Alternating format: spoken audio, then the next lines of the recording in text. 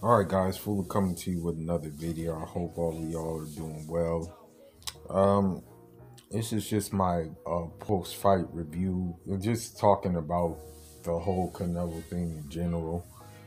Um, as expected, glorified sparring match. As a matter of fact, his ring walk was longer than the damn fight. His ring walk seemed like a damn concert. You know what I mean?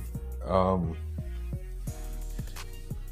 Well, as expected, Yildirim was just there for a paycheck. He was literally a punching bag. When I say literally, I mean literally a punching bag. Honestly, as crazy as it sounds, I can only count about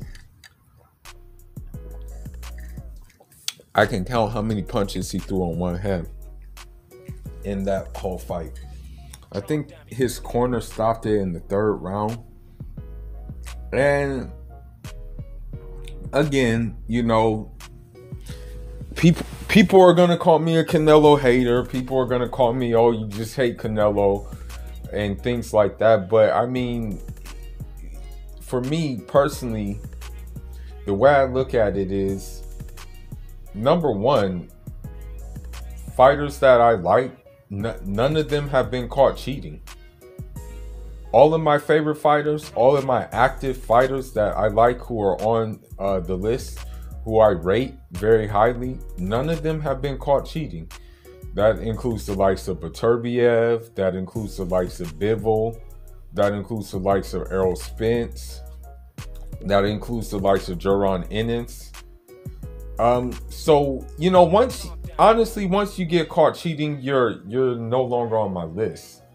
I have no need to put you on my list anymore, because the way I look at it is, boxing is difficult as it is. It's a hell of a difficult sport as it is, and it's a hell of a punishing sport as it is. So now you're trying to like overkill someone and possibly kill them because of the simple fact that you want to have an edge. So I don't respect cheaters. So no, that's why I won't put him on my list.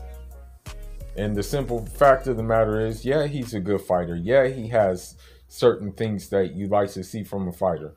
But at the end of the day, bro, like, no. You got caught cheating. And that's the bottom line. Okay? There's no taking that back. And then on top of that, when he got caught cheating, he didn't really serve no damn suspension.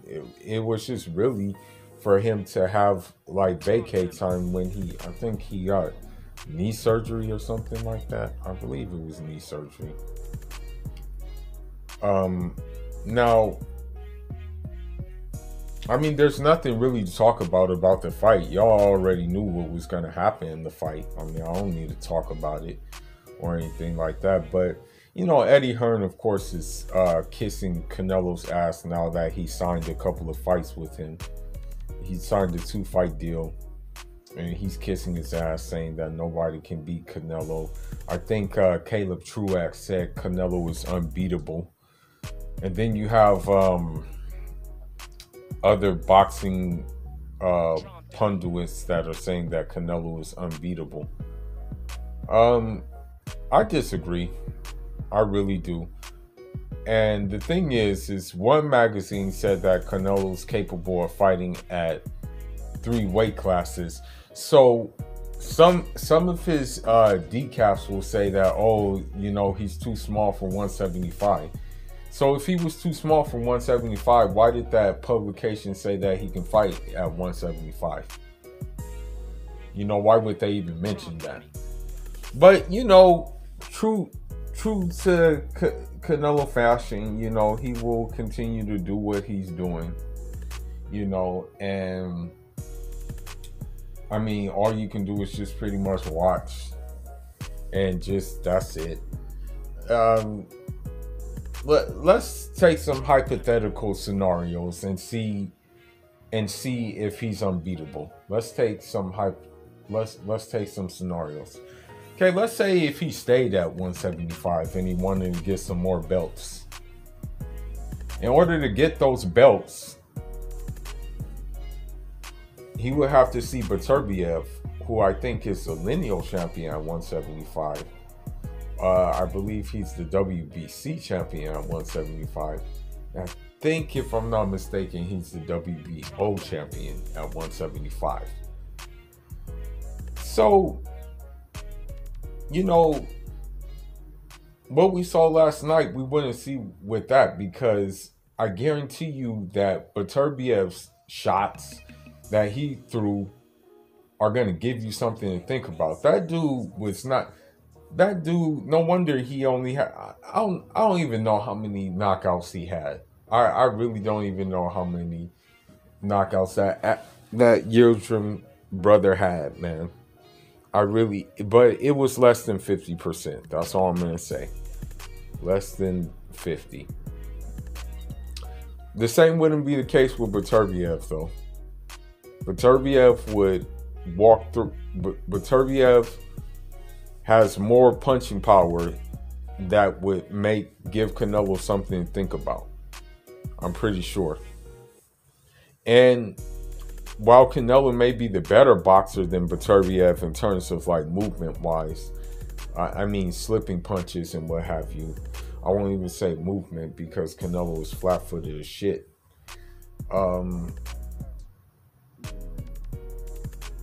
He would still give him a lot of trouble. And then let's just take another scenario. Let's say he stayed at 175 and he fought Dmitry Bivol. That fight is all bad for Canelo, because the thing is, number one, Bivol, he has respectable pop. He doesn't necessarily have like knockout power pop. You know, that's something he doesn't really have. But he has enough pop that if you're eating leather, you're going to feel that shit in the later rounds. And he's also pretty fast, and he's a long fighter. And on top of that, you know, he's very, very, very elusive too. You know, and that's all bad for Canelo, and he knew that. That's the thing you have to understand. He knows this. He understands this completely, okay? That's why he left 175, because he knew what time it is. Let's take a scenario at 168. You know, David Benavidez is always saying that, hey, you know, I want to fight Canelo. That would be an exciting fight. You know, unfortunately, with David Benavidez, the only thing he needs to, you know, work on is the weight scenario. You know, getting his weight under control. Because that's how he lost his first belt. You know, the weight was not right. But you take that, right? And then if the weight is right, and Canelo decide, okay, yeah, I'm gonna fight a Mexican, then he would be dealing with a live young dog who's not going to just be like coming forward and doing that. He's going to apply pressure, but he for me personally, his hand speed would be maybe an issue. And also the fact that he's longer and taller than Canelo. You know? So Canelo knows this. That's why he's saying, I'm not going to fight another Mexican. You know? Now let's take a scenario at 160, right?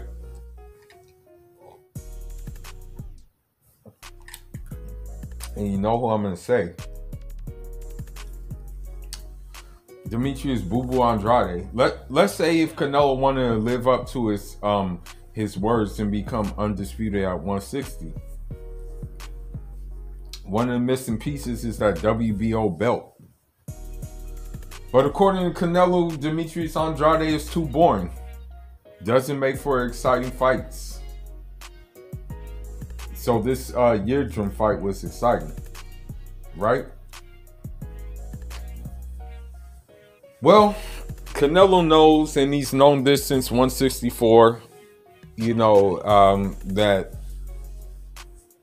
a slick switch hitting southpaw with footwork, with hand speed, with respectable pop, with reach, with high boxing IQ, and a very elusive style of defense and fast combinations would be all bad for Canelo. He knows this, and Jaime Munguia knows this as well. That's why Jaime Munguia turned down the fight with Demetrius Andrade. Little did I know, but this was revealed to me by a strength trainer, that fight was turned down. So I can't really say that Canelo is unbeatable. I'm not a Charlo fan, but let's take that scenario a little bit. Although Charlo is like more of your athletic, just strong fighter, strong type of fighter.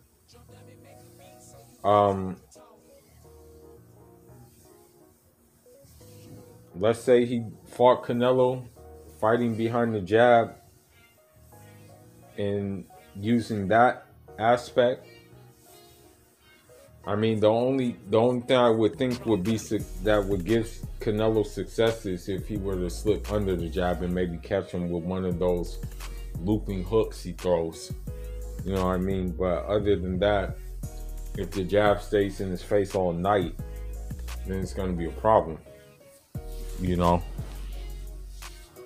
But, it is what it is. He's fighting Billy Joe Saunders next. Billy Joe Saunders will lose too, because the thing is the Billy Joe Saunders fight, it's just a cash out fight. It's not like a fight where he's actually going to try to win. He's just cashing out. You know what I mean? That's all he's doing. But it is what it is. But I'm on to the next one, guys. Leave your thoughts and leave your comments. Fuller signing out. But I also want to say one more thing. Mexicans will come to this page and leave their comments and stuff like that and talk about like, oh, you just hating him because he's Mexican, things like that. But I mean, if I would, as I've said before, I'm attracted to certain styles in boxing. It's not my fault that Jaron Ennis, Demetrius Andrade, Devin Haney, Shakur Stevenson, Demetrius Bivol, Arthur Beterbiev, who else can I name? Earl Spence, David Morrell, and let me name just like one more, basically, out of the group. Lorenzo Tank Simpson. Listen, I can't help if they fit into that category of the style of fighters I like. No disrespect, but Canelo is not in that category. Okay? Maybe if Canelo wasn't flat-footed, he would be in that category. But since he's not in the category. So deal with it. So Fuller signing out. Njadam.